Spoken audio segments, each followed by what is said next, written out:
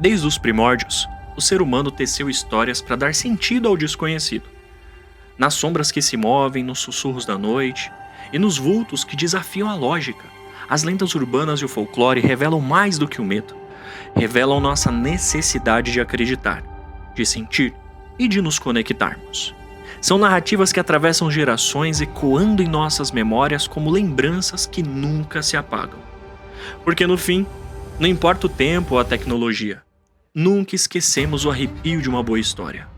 Aquela que nos lembra que mesmo na escuridão, somos feitos de fantasias, de mistérios e uma eterna paixão por contar e também descobrir. Prepare-se para mergulhar no mundo onde o imaginário não tem fronteiras. Qual história vai habitar os seus sonhos e qual vai fazer valer a pena dizer a frase: "Eu nunca esqueci"?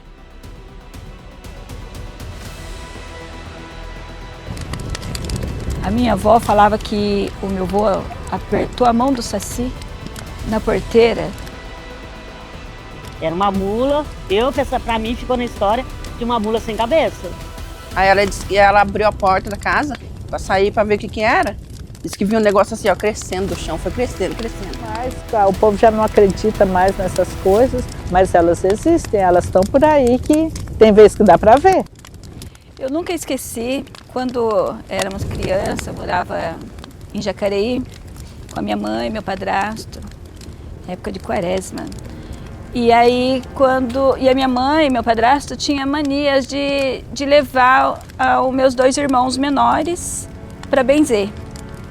E aí, saiu tarde da noite e ficou eu, mais 3 irmãs, 2 mais velhas e a minha irmã mais nova. Eu não me lembro muito bem quantos anos que a gente tinha, mas a gente era criança ainda. Aquela coisa de ficar falando de pessoas que já morreram, né? Passava já da meia-noite e a gente gostava de contar a história de terror, tudo escondido da minha avó. A gente não deixava a minha avó ficar ouvindo, nem saber que eu e minhas primas, a gente estava falando sobre isso, porque ela brigava mesmo. A minha avó sempre falava que na quaresma era onde os bichos estavam soltos, aí tinha muita coisa assim feia. Então e a gente tinha medo, né? E a minha avó não gostava mesmo que a gente ficava comentando essas coisas na quaresma. E de repente começou a ficar muito estranho, a porta de casa era uma porta meio antiga, que se você empurrasse, abria um tanto. A gente escutou uns barulhos no quintal, passos de cavalo. E o quintal de casa era terra batida, né? E a gente escutava os barulhos. E a gente ficou quietinho com aquele barulho que empurrou um pouco a porta. O coração parou, assim, na hora a gente teve muito medo, né? Porque a gente já estava falando de um assunto, né, meio que, né, estava falando de pessoas que já morreram, da nossa família e da minha tia que tinha falecido. E aí já era mais de meia-noite e quaresma, e aí minha irmã já mais velha pegou a gente, levou pro quarto e deixou. Minha mãe chegou, bateu, né, na porta e viu que era minha mãe, minhas irmãs abriram e falou para ela. Só que a minha mãe, eu acho que já estava tão acostumada com essas coisas, porque na época do meu avô também já se ouvia muitas coisas assim. Contando para minha mãe, eu falei para minha irmã, amanhã cedo, assim que amanhecer, a gente vai ver no quintal se tem mesmo, né? Se não é coisa da cabeça da gente, né? E aí acordamos cedo, fomos lá ver na escada, que era de terra, né? Cortada assim, tinha pegada de cavalo, de pata de cavalo. Né? E sem contar também que a gente, quando empurrou a porta e fez barulho de cavalo. E a gente ficava imaginando como que um cavalo entrou ali no quintal. Se o portão estava fechado e era todo cercado. Né? E aí eu fiquei com aquilo na cabeça. Quando eu acordei, a primeira coisa que eu fui ver era isso daí. Falei para minha irmã. A gente foi lá e tinha realmente marca de cavalo. Eu também nunca esqueci quando A minha mãe e a minha tia, porque eu morei muitos anos com a minha tia, e ela falava que a minha tia mais nova tinha mania de esperar o namorado dela na janela. Aquelas casas antigas, aquelas casonas brancas, né? E aí que a janela dava direto para a rua.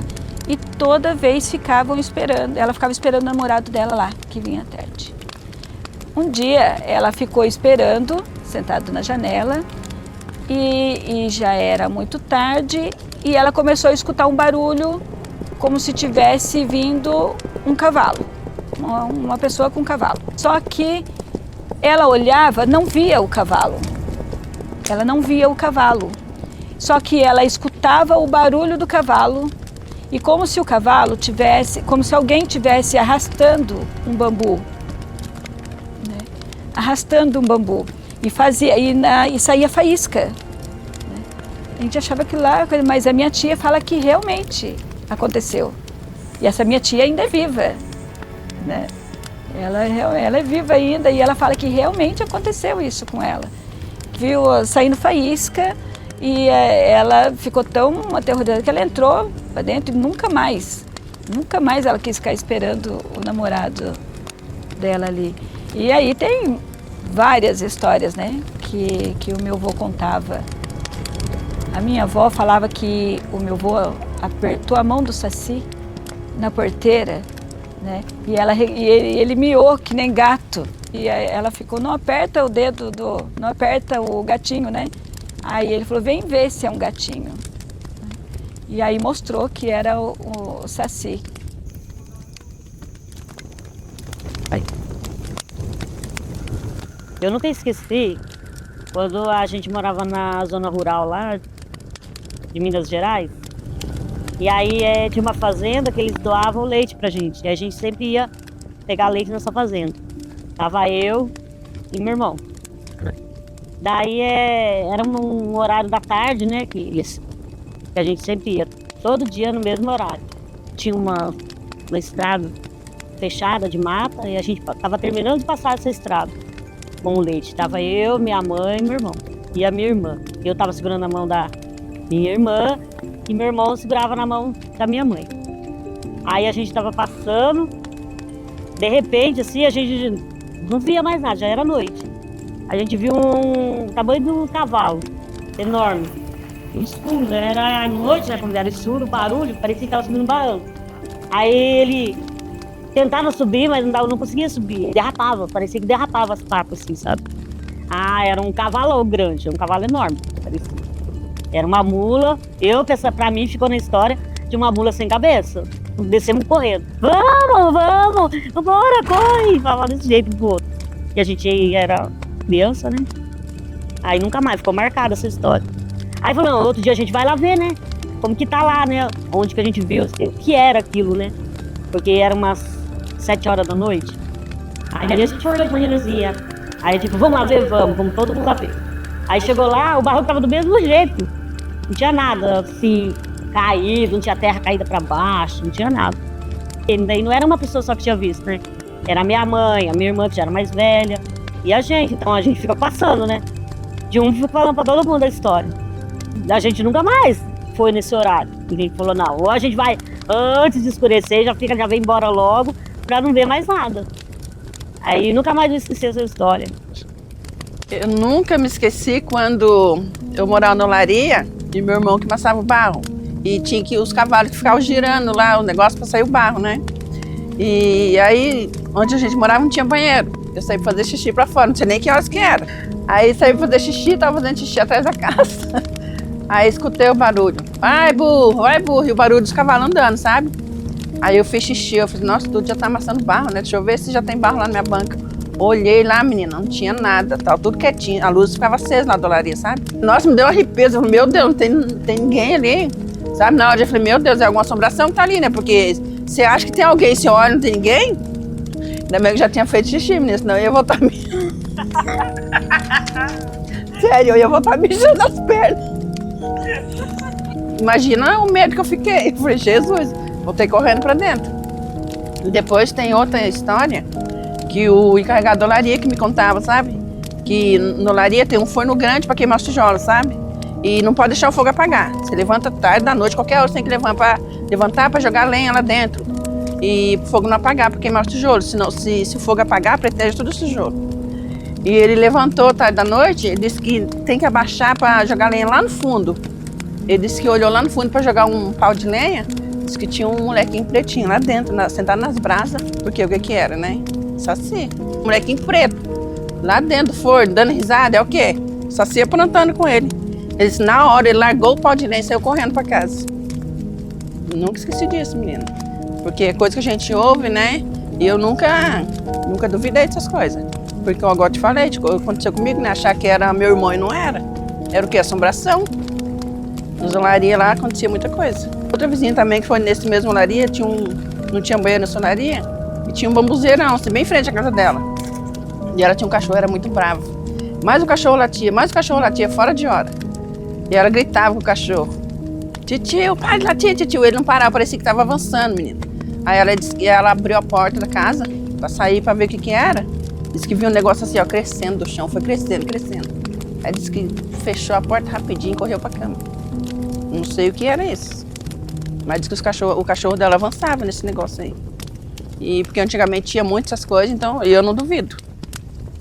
Eu não duvido dessas coisas, não. Eu nunca me esqueci quando eu morava na olaria, isso foi em 85, 86 mais ou menos, e a gente levantava de manhã bem de madrugada para bater tijolo, para bater os tijolos. E meu irmão que amassava o barro e ficava lá jogando barro na pipa, fazia conforme ele erguia o barro e batia na pipa e fazia barulho. E ele tocando os burros, tocava os burros sempre, falando com os burros e vai, falando com os burros. E um dia de madrugada, era mais ou menos, acho que uma hora, meia-noite, uma hora mais ou menos, eu acordei com o barulho do meu irmão batendo na pipa, o barro que ele estava amassando e tocando os burros. Aí eu pensei assim, nossa, mas meu irmão já está trabalhando, muito cedo ainda, não está na hora. E na minha janela tinha assim, um lugar que dava para enxergar a olaria no lugar que ele ficava trabalhando. Eu morava bem pertinho da olaria. Aí eu olhei no buraco da janela e aquela pessoa falando com os burros, o barulho do burro andando na pipa. E eu olhei pela janela para ver se o que meu irmão estava já fazendo do trabalho. E não tinha nada, era tudo iluminado a olaria, estava tudo quietinho, não tinha ninguém na olaria. Ai, eu fiquei com medo, eu senti muito medo, me arrepiou toda e eu fiquei com muito medo porque o povo fala muito de assombração e para mim foi assombração. Porque tinha alguém trabalhando, mas era invisível. E nessa mesma olaria eu ouvi barulho de gente passando com carroça, com coisas, carregando barro, que eles iam buscar barro na olaria. E eu também via, fui sair, olhei para ver, não tinha ninguém. Era assombração, para mim era assombração. Era alguém que acredito eu, que já tinha trabalhado ali e estava trabalhando, cumprindo a missão dele. Eu acredito que era isso. E meu pai, minha mãe, minha tia contava muito de assombração, de saci. Meu pai disse que contava pra gente que o saci, ele brigava sempre com o saci, que ele disse que o saci entrava, que ele duvidava que existia saci. Aí o saci sempre entrava na casa dele, jogava sujeira nas comidas, nas coisas, jogava as comidas fora. E uma vez ele disse que o pai dele tinha matado um porco e abriram o porco e deixou na mesa, né? Colocaram uma toalha em cima e deixou na mesa, enquanto eles foram fazer outras coisas. E ele diz ele que viu que o saci entrou pulando e pegou a metade do porco que estava em cima da mesa, pôs na costa e saiu pulando e foi embora com a metade do porco. Aí ele tinha uns 17 anos mais ou menos, que ele contava pra gente, e ele correu atrás do saci. O saci correu tanto que ele não conseguiu alcançar o saci foi embora, dando risada com a metade do porco na costa. Eles sempre contavam assim de mula sem cabeça, de muita coisa. Hoje em dia eu conto ainda às vezes algumas coisas que eu vi, que eu ouvi, Eu conto ainda às vezes para os meus sobrinhos, às vezes a gente está conversando assim com as minhas irmãs, a gente ainda comenta sobre isso, que minhas irmãs, minhas tias contam sempre muita coisa que eles viram antigamente. Mas hoje em dia quase não aparece mais, o povo já não acredita mais nessas coisas, mas elas existem, elas estão por aí que tem vezes que dá para ver. Eu não esqueço, eu estou sempre lembrando dessas coisas que me dá arrepio.